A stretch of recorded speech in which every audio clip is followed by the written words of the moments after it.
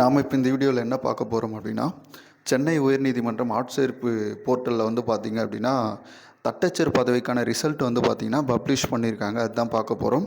சென்னை உயர்நீதிமன்ற சேவையில் தட்டச்சர் பதவிக்கு வந்து பார்த்தீங்கன்னா 29/9/2024 மற்றும் 29/12/2024 ஓகேவா?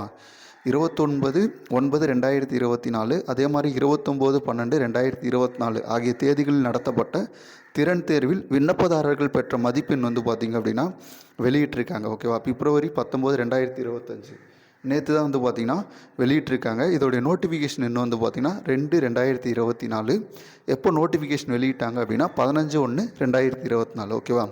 உங்களுடைய ரோல் நம்பர், அதுக்கப்புறம் பிறந்த தேதி, அதுக்கப்புறம் கேப்சா என்ட்ரு பண்ணி என்ன பண்ணணும் அப்படின்னா இதுக்கான ரிசல்ட் வந்து பார்த்திங்க அப்படின்னா நீங்கள் பார்த்துக்கலாம். அப்போது தட்டச்சர் பதவிக்கு வந்து பார்த்திங்க அப்படின்னா ரிசல்ட் வந்து பப்ளிஷ் பண்ணியிருக்காங்க.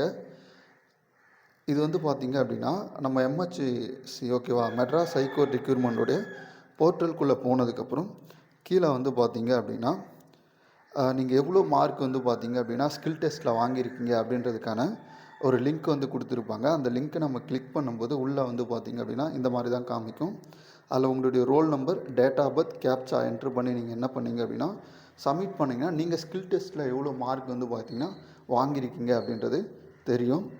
அதோடு வந்து பார்த்திங்க அப்படின்னா இன்னொன்றுக்கு வந்து பார்த்திங்கன்னா ஷார்ட் லிஸ்ட் வந்து விட்டுருக்காங்க. ஓகேவா?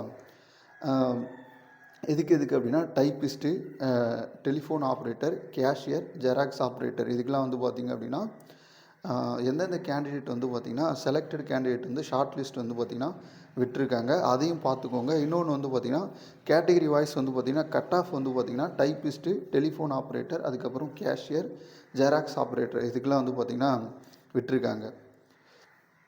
இப்போ நம்ம அந்த பிடிஎஃப் டவுன்லோட் பண்ணி பார்த்தோம் அப்படின்னா இங்கே பாருங்கள், ஒவ்வொரு இதுக்கும் வந்து பார்த்திங்க அப்படின்னா இப்போ டைப்பிஸ்ட்னால் எவ்வளோ கட் ஆஃபு, டெலிஃபோன் ஆப்ரேட்டர்னால் எவ்வளோ கட் ஆஃபு அப்படின்றதெல்லாம் கொடுத்துருக்காங்க. அதையும் டவுன்லோட் பண்ணி பார்த்துக்கோங்க. அதுக்கப்புறம் பார்த்திங்க அப்படின்னா வேறு என்னெல்லாம் வந்து அதாவது 19ஆம் தேதி வந்து நிறைய வந்து அப்டேட் பண்ணியிருக்காங்க அவங்களுடைய வெப்சைட்டில், அதையும் பார்த்துக்கோங்க. அதே மாதிரி சில போஸ்ட்டுக்கு வந்து பார்த்திங்கன்னா ஷார்ட் லிஸ்ட் வந்து பார்த்திங்கன்னா பப்ளிஷ் பண்ணியிருக்காங்க. அதில் ரிஜிஸ்டர் நம்பர், அதுக்கப்புறம் நேம் ஆஃப் த கேண்டிடேட், அவர் எந்த போஸ்ட்டுக்கு வந்து பார்த்திங்கன்னா தகுதியானவர் அப்படின்றதெல்லாம் கொடுத்துருக்காங்க. இதையும் வந்து பார்த்திங்கன்னா டவுன்லோட் பண்ணி பார்த்துக்கோங்க. அந்த எம்ஹெச்சி போர்ட்டலில் வந்து பார்த்திங்க அப்படின்னா நீங்கள் உள்ளே போகும்போது நிறைய வந்து பார்த்திங்க அப்படின்னா அதில் கொடுத்துருப்பாங்க. அதையெல்லாம் பார்த்துக்கோங்க. இப்போ அவங்களுடைய வெப்சைட்டில் வந்து பார்த்திங்க அப்படின்னா ஒரு 4 விதமான அப்டேட் வந்து பார்த்திங்கன்னா கொடுத்துருக்காங்க.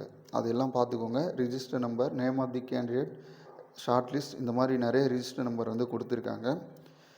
அது பார்த்துக்கோங்க. யார் யார் எந்த போஸ்ட்டுக்கு அப்படின்றதையும் கொடுத்துருக்காங்க அதில்.